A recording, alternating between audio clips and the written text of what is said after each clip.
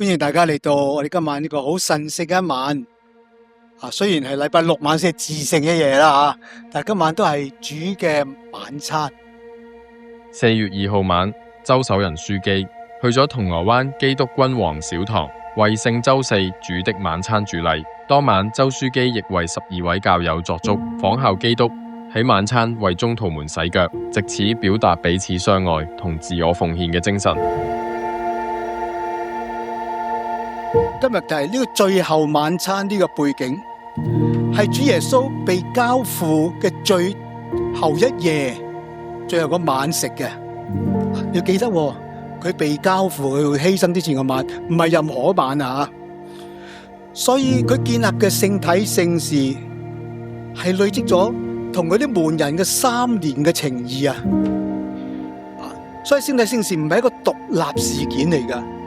係3年情累積落嚟嘅。佢想走嘅時候留低俾佢啲門人，俾佢啲後人。所以主耶穌同門徒嗰啲3年情誼，都係用呢個最後嘅逾節晚餐裏邊，以一個自謙自卑同埋自我虛空，用洗腳，用血肉，等嗰啲門徒同埋後人可以記得佢，可以延續主耶穌同嗰啲門人嘅情誼，直到而家。希望我哋記得嗰個情誼仍然喺度，佢仍然同我哋一齊。佢喺講道嘅時候強調，聖體聖事係與耶穌基督相遇最具體嘅途徑。我哋有呢份情，先至能夠去明白到洗腳同埋聖體聖事，俾到我哋因為同基督嗰份情，我哋先到心嘅個意義。我哋嘅精神會得到益處，正係因為我哋自己同基督呢個關係。我會話我俾人邀請嚟洗腳係我嘅榮幸咯，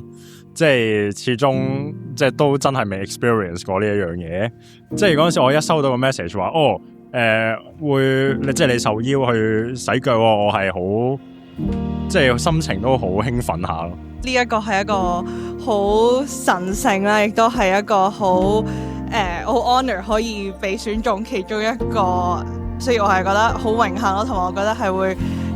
點都會對我人生有少少一個好重要嘅回憶啊！呢一樣嘢會成為，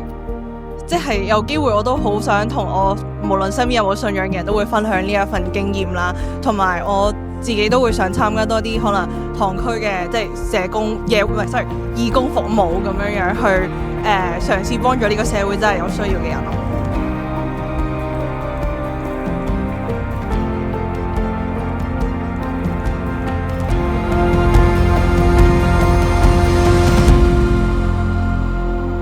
彌撒尾聲，周樞機公儀聖體到聖體櫃，公信有個別朝拜。